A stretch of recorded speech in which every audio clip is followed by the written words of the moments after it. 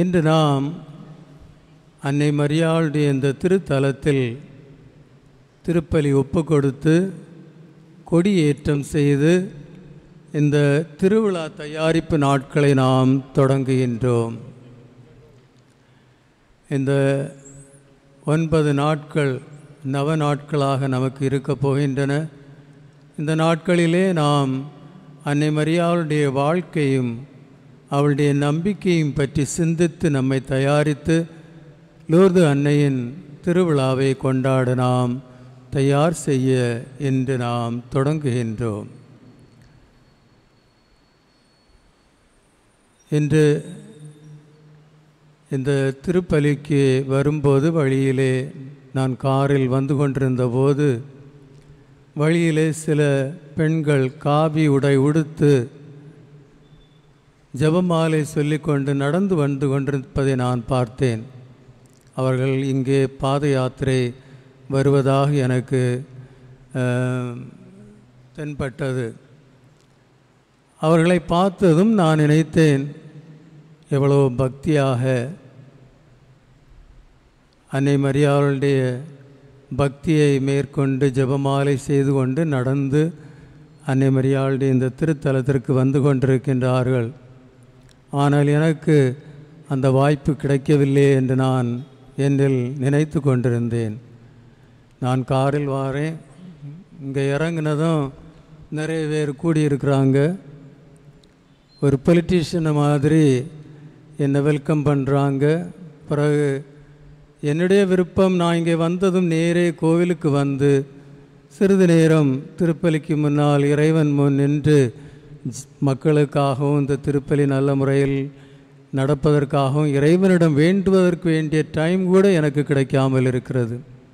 ஏனென்றால் மக்கள் பரம்பரையாக இது எங்களுடைய கஷ்டம், இப்படி தான் செய்ய வேண்டும்.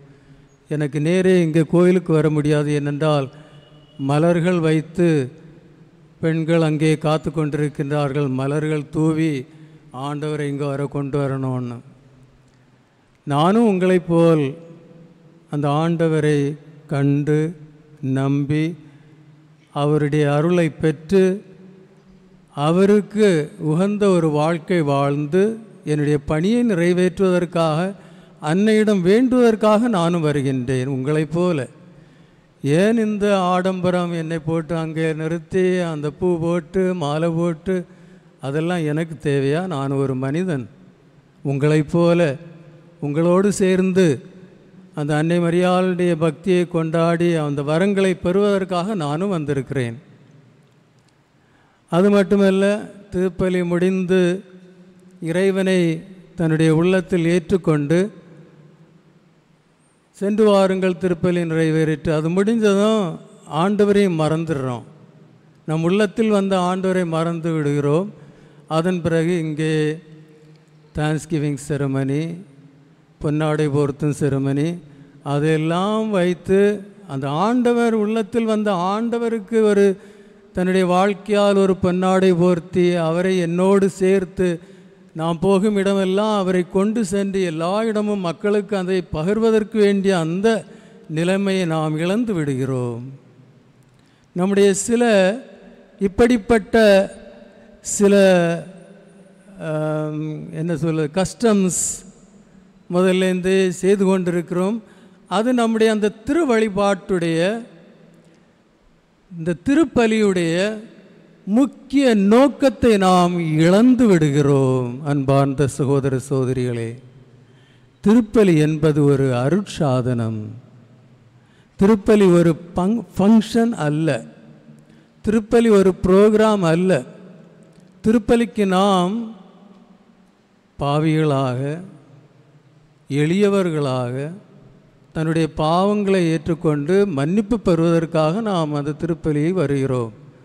பொலிட்டீஷியனை போல எல்லா ஆடம்பரத்தோடு இங்கே வருவது ஆண்டவருக்கு பிரியமாக இருக்காது. நாம் சில இப்படிப்பட்ட கருத்துக்களை உணர்ந்து அதை தவிர்க்க நாம் முயற்சி செய்ய வேண்டும். நாம் இப்போது பாஸ்கா எண்கிழமையில் இருக்கின்றோம். இது கடைசி நாள். நாளைய தினம் பாஸ்காவின் 2ஆம் ஞாயிறு இரக்கத்தின் டிவைன் மர்சி சண்டே, இறை இரக்கத்தின் ஞாயிறாக நாம் கொண்டாடுவோம். இன்றோடு பாஸ்கா எண்கிழமை முடிவடைகிறது. பாஸ்கா எண்கிழமை, ஈஸ்டர் ஆக்டேவ் அப்படின்னா அந்த ஒரு வாரம் ஒரு நாளாக நாம் கொண்டாடி வந்திருக்கின்றோம். எப்படி ஈஸ்டர் சண்டே இருந்ததோ அதேபோல் திங்கட்கிழமை, செவ்வாய்க்கிழமை, புதன்கிழமை, வியாழக்கிழமை, வெள்ளிக்கிழமை, சனிக்கிழமை, இந்த ஒவ்வொரு நாளும் நமக்கு ஈஸ்டர் சண்டே போல் உள்ள நாட்களாக இருந்தது. அந்த ஈஸ்டர் திருவிழாவின் மேன்மையினால் திரு அவை நமக்கு இந்த ஒரு வாய்ப்பை கொடுத்திருக்கின்றது. இந்த ஒரு வாரம் முழுவதும் ஈஸ்டர் சண்டே போல் நாம் இதை கொண்டாடி கொண்டு வந்திருக்கின்றோம். இந்த ஈஸ்டர் ஆக்டேவ், அப்புறம் ஈஸ்டர் சீசன், இது ஏன் திரு அவை நமக்கு கொடுத்திருக்கின்றது என்றால், நாம் எப்படி அந்த உயிர்த்த இயேசுவை அனுபவிக்க, அந்த உயிர்த்த இயேசுவை கண்டு அனுபவித்து அவரோடு ஒன்றிணைந்து நம்முடைய வாழ்க்கையை நடத்ததான் திரு அவை நமக்கு இந்த வாய்ப்பை கொடுத்திருக்கின்றது. ஈஸ்டர் ஆக்டே எண்கிழமைகள், அதன் பிறகு ஈஸ்டர் சீசன், பாஸ்கா காலம். இதை நாம் இந்த கருத்தோடு நாம் இதை நிறைவு செய்ய வேண்டும். வாசகங்களிலேயும் நற்செய்திகளிலேயும் எப்படி மக்கள், சீடர்கள், பிறர் உயிர்த்த இயேசுவை காண்கிறார்கள், உயிர்த்த இயேசுவை நம்புகிறார்கள், அதை பற்றி தான் நாம் கேட்டுக்கொண்டிருக்கின்றோம். நாமும் அதை போல் அந்த உயிர்த்த இயேசுவை கண்டு அனுபவித்து அவரை போல் ஒரு வாழ்க்கை வாழ முன்வர வேண்டும்.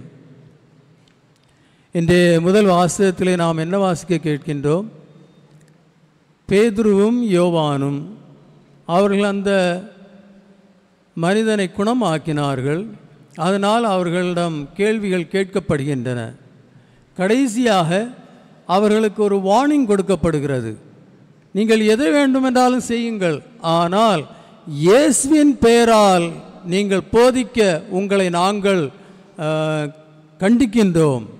தலைமை குருவும் மற்றவர்களும் சேர்ந்து அவர்களை கண்டிக்கின்றார்கள், அவர்களுக்கு வார்னிங் கொடுக்கின்றார்கள். நீங்கள் எதை வேண்டுமென்றாலும் செய்யுங்கள், ஆனால் அந்த இயேசுவின் பெயரை எடுக்கக்கூடாது. இன்று சில நேரங்களில் நான் பார்க்கும்போது நம்முடைய திருச்சபையையும் நம்முடைய பங்கு தளங்களையும் நம்முடைய நிறுவனங்களையும் அங்கே செயல்படுவதை நான் பார்க்கும்போது எனக்கு என்ன தோணுகின்றது என்றால், சீடர்கள் தலைமை குரு மற்றவர்கள் சொன்னதை கேட்கவில்லை.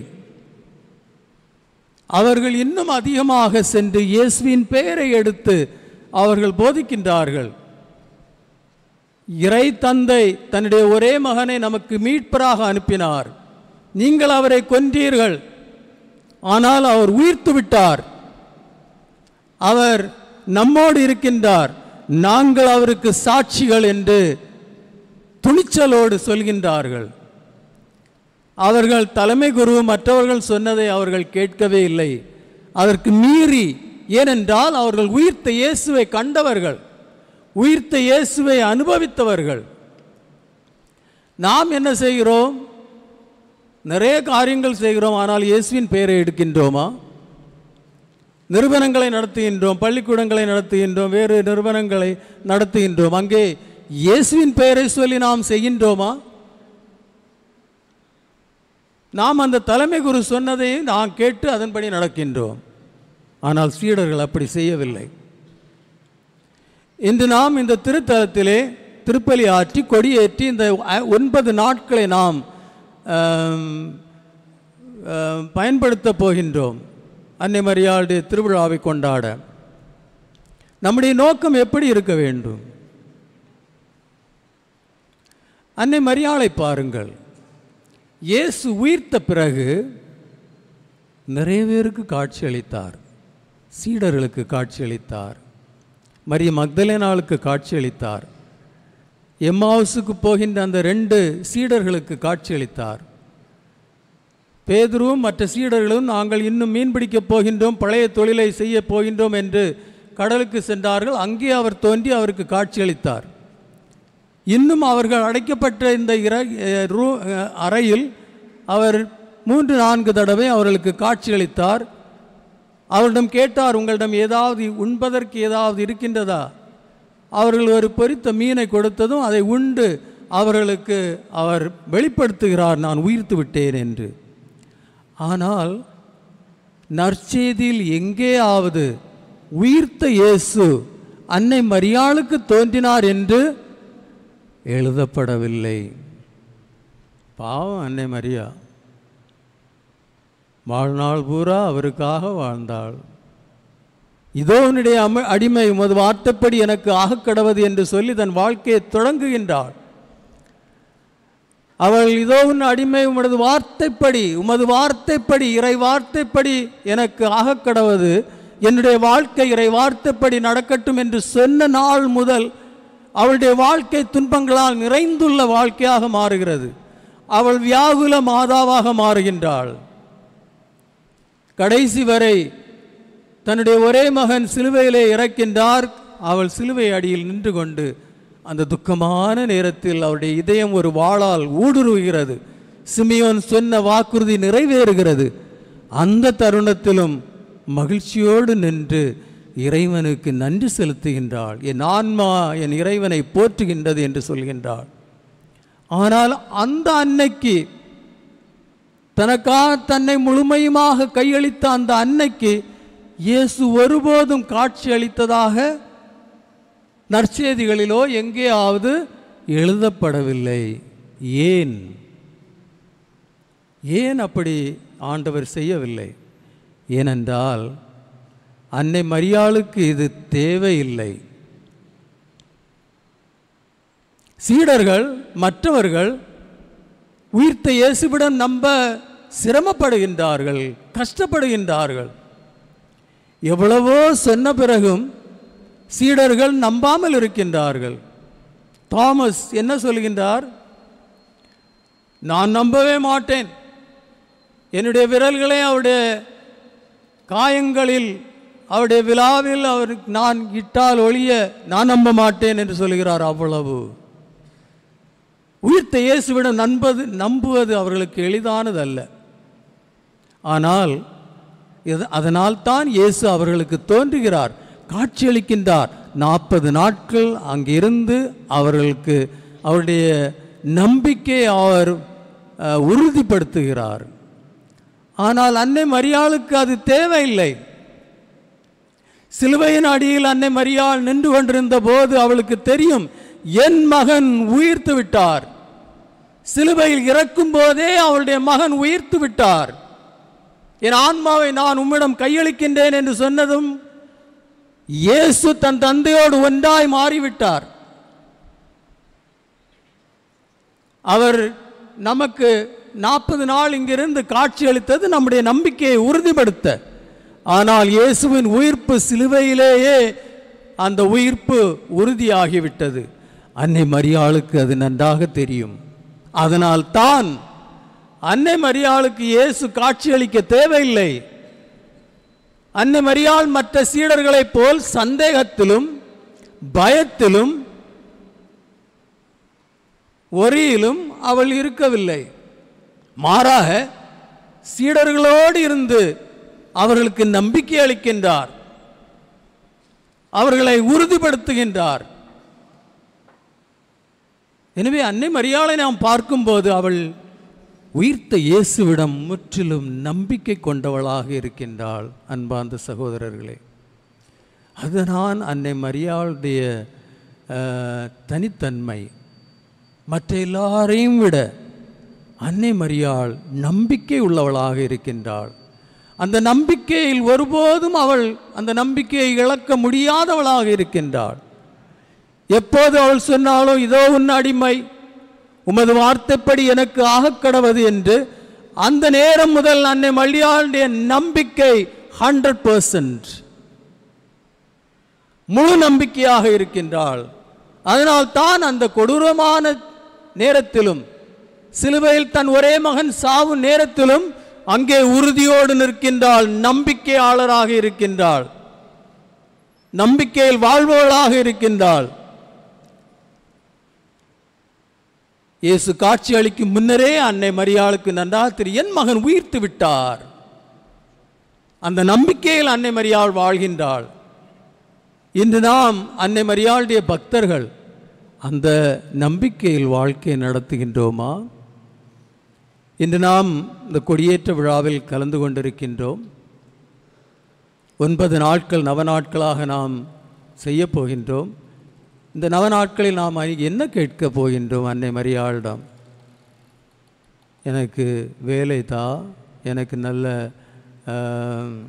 சுகத்தை தா, எனக்கு ஒரு வீடு கட்டித்தா, எனக்கு ஒரு நல்ல மாப்பிள்ளை நல்ல பெண் எனக்கு தா, எனக்கு நல்ல பிள்ளைகளை தா, என்னுடைய பிள்ளைகள் நல்ல இதில் வரணும், எனக்கு எல்லாம் நல்ல முறையில் நடக்கணும். அப்படி தான் செய்ய போகிறீங்களா? அல்லது அன்னை மரியாளை போல், தாயே அன்னை மரியாளே, இந்த எப்படிப்பட்ட நம்பிக்கையில் நீர் வாழ்க்கை நடத்தினீர், அந்த நம்பிக்கையை எனக்கு தாரும். அந்த நம்பிக்கை உங்களிடம் இருந்தால் நீங்கள் சொல்வது எல்லாம் உங்களுக்கு நிறைவேறும். நம்பிக்கையின் வாழ்க்கை நடத்தும் போது நம்மிடம் ஒரு தேவையும் இராது, எல்லா தேவைகளும் நிறைவேற்றப்பட்டவர்களாக நாம் காணப்படுவோம். நம்பிக்கையின் வாழ்க்கைக்காக நாம் இன்று அன்னை மரியாளிடம் ஜெபிக்க வேண்டும். ஏனென்றால் அவருடைய வாழ்க்கை நம்பிக்கையின் வாழ்க்கையாக இருக்கின்றது.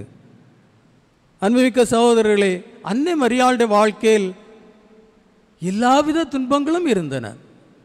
எந்த துன்பம் அன்னை மரியாளுடைய வாழ்க்கையில் இல்லாமல் இருந்தது?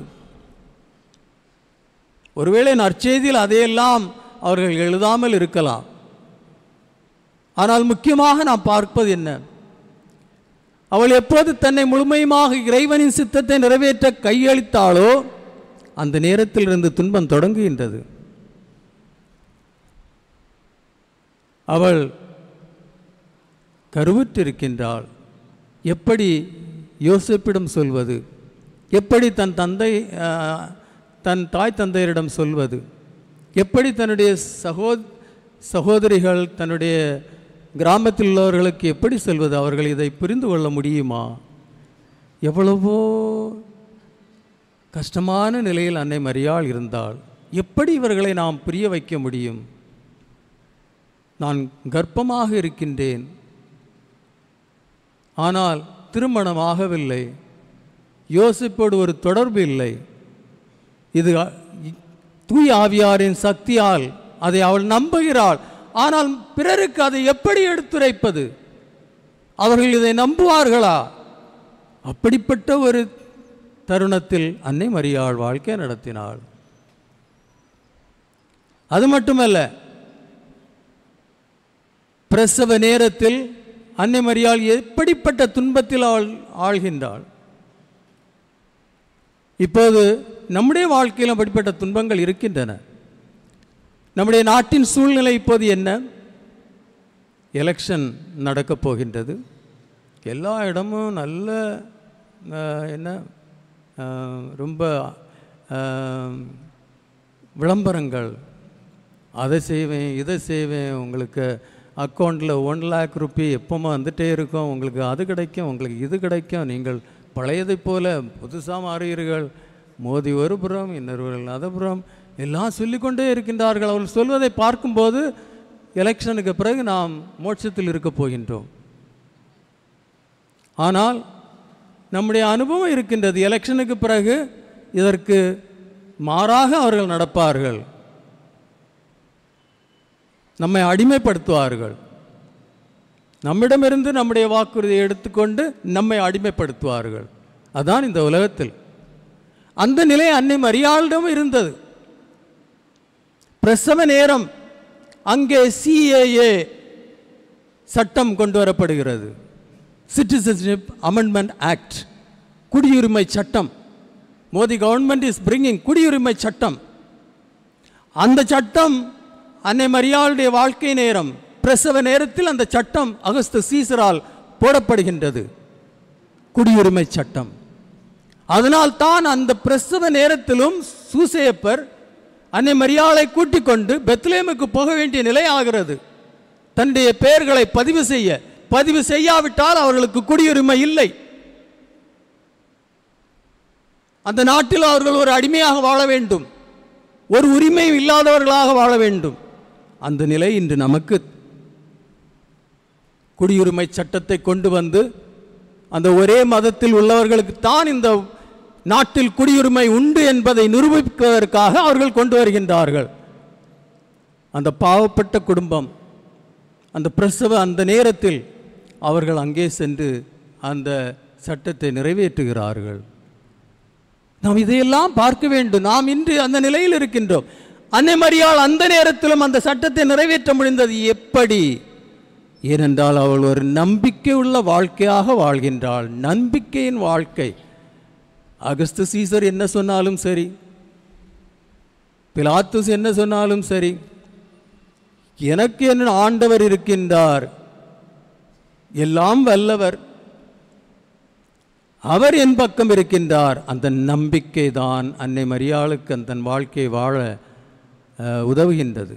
அதன் பிறகு அந்த மகனை பெற்றெடுக்க இடமில்லாமல் இருக்கின்றாள். மாட்டு தொழுவத்தில் எப்போதாவது இந்த உலக வரலாற்றில் இது நடந்திருக்கின்றதா? இந்த உலகத்தை மீட்க, இந்த உலகத்தை படைத்த, இந்த உலகத்தை மீட்க வரும் அந்த மீட்பர் எங்கே பிறக்கின்றார்? மாட்டு தொழுவத்தில். அன்னை மரியாளுடைய நம்பிக்கை எங்கே? இவர் உலக மீட்பராக போகின்றார், உன்னில் பிறக்கும் அந்த பிள்ளை கடவுளால் அனுப்பப்பட்ட பிள்ளையாக இருக்கும் என்றெல்லாம் கேள்விப்பட்டாலே இப்போது அந்த பிள்ளைக்கு பிறக்க இடம் இல்லையே, மாட்டுத் தொழுவத்தில் அந்த பிள்ளையை எனக்கு பெற்றெடுக்க வேண்டிய நிலை ஆயிற்றது. அந்த நேரத்தில் அந்த இறைவனை எப்படி நம்ப முடியும்? ஆபிரகாமிடம் இறைவன் என்ன சொன்னார்? உனக்கு சந்ததிகள் கடல் மணலை விட மேலான எண்ணிக்கையாகவும் ஆகாயத்து நட்சத்திரங்களுடைய எண்ணிக்கையை விட மேலாகவும் இருக்கும் என்று சொல்லிக்கொண்டு அவனுக்கு ஒரு புதல்வனை கொடுக்கிறார், ஈசாக்கை கொடுக்கிறார். கொடுத்த பிறகு அவர் என்ன சொல்கிறார்? ஈசாக்கை எடுத்துக்கொண்டு எனக்காக பலியிடு என்று. எப்படி நம்புவது? ஆனால் ஆபிரகாம் நம்புகின்றார். ஏனென்றால் அவருக்கு இறைவனை பற்றி தெரியும். அன்னை மரியாள் நம்புகின்றாள் அந்த நேரத்திலும். ஏனென்றால் அவள் இறைவனில் நம்பிக்கை உள்ளவளாக இருக்கின்றாள். அன்பார்ந்த சகோதர சகோதரிகளே, அதே போல் இன்னும் பார்க்கும்போது அன்னை மரியாளுடைய வாழ்க்கை, அந்த மகன் உலகத்தை மீட்பவர், ஆனால் இப்போது குற்றம் சாட்டப்பட்டு ஒரு குற்றவாளியாக சிலுவை சுமந்து கொண்டு கல்வாரியில் அவரை கொல்வதற்காக எடுத்துக்கொண்டு போகின்றார்கள் ஒரு குற்றச்சாட்டப்பட்டு. அந்த நேரத்தில் அன்னை மரியாள் ஓடி வருகின்றாள், தன் மகனை பார்க்கின்றாள். அந்த நேரத்தில் அன்னை மரியாள் எப்படி அந்த இறைவனை நம்ப முடியும்? ஆனால் அன்னை மரியாள் நம்புகின்றாள். இது இறைவனின் சித்தம், உமது விருப்பப்படியே எல்லாம் எனக்கு ஆக கடவுது என்று சொன்ன அன்னை மரியாள் அந்த நேரத்திலும் அதை இறைவனின் விருப்பம் என்று உணர்ந்து அதை ஏற்றுக்கொள்கிறாள். இயேசு தன் விருப்பத்தை அறிவித்த போது மானிட மகன் துன்பப்பட வேண்டிய நிலை இருக்கின்றது. துன்பப்பட்டு அவர் சிலுவையில் அறையுண்டு இறப்பார் என்று தன்னை பற்றி அவர் சொல்லும்போது பேதுரு என்ன சொல்கிறார்? ஆண்டவரே, இது உமக்கு நடக்கக்கூடாது, உமக்கு ஒன்றும் ஆகக்கூடாது என்று. அன்னை மரியாள் என்ன சொல்கிறாள்? தன்னுடைய ஒரே மகனை அந்த தருணத்தில் இது உம்முடைய விருப்பம், உமது விருப்பப்படியே ஆக கடவுது என்று. அதுதான் அன்னை மரியாளுடைய வாழ்க்கை. அன்பார்ந்த சகோதர சகோதரிகளே, இன்று நாம் பக்தியோடு அந்த அன்னை மரியாளுடைய இந்த திருத்தலத்தில் வந்திருக்கின்றோம். கொடியேற்றி இந்த 9 நாட்களை செலவிட இருக்கின்றோம். இந்த அன்னை மரியாள் ஒரு நம்பிக்கையின் வாழ்க்கை வாழ்ந்த அந்த அன்னை மரியாளை பாருங்கள், அவளுடைய நம்பிக்கையை பாருங்கள், அவளிடம் கேளுங்கள். என் அன்பு தாயே மாமரியே, எனக்கு அந்த நம்பிக்கையை கொடும், அந்த நம்பிக்கையில் நான் வாழ்க்கை வாழ்ந்து என்னுடைய வாழ்க்கையில் வரும் எல்லா சோதனைகளையும் சவால்களையும் வென்று உம்மை போல் ஒரு வெற்றி பெற்ற உயிர்த்த இயேசு வெற்றி பெற்ற ஆண்டவர், எல்லாவற்றையும் வென்றவர். அவரை இணைந்து நீயும் வெற்றி பெற்றவளாக இருக்கின்றாய். அதே போல் நானும் உங்களோடு சேர்ந்து அந்த நம்பிக்கையின் வாழ்க்கை வாழ்ந்து வெற்றி பெற்ற ஒரு கிறிஸ்தவனாக வாழ்க்கை நடத்த எனக்கு அருள் தாரும் என்று நான் இப்போது ஜெபிக்க வேண்டும். அதுதான் ஒரு உண்மையான கிறிஸ்தவனுடைய வாழ்க்கை. அது நம்முடைய அழைப்பு. அந்த அழைப்புக்கு இணங்கி நாம் அன்னை மரியாளிடம், அன்னை மரியாள் வழியாக உயிர்த்த இயேசுவிடம் வேண்டுவோம். அந்த நம்பிக்கை நமக்கு கிடைக்க இந்த திருப்பலியிலே நாம் இந்த கருத்துக்காக இறைவனை வேண்டுவோம்.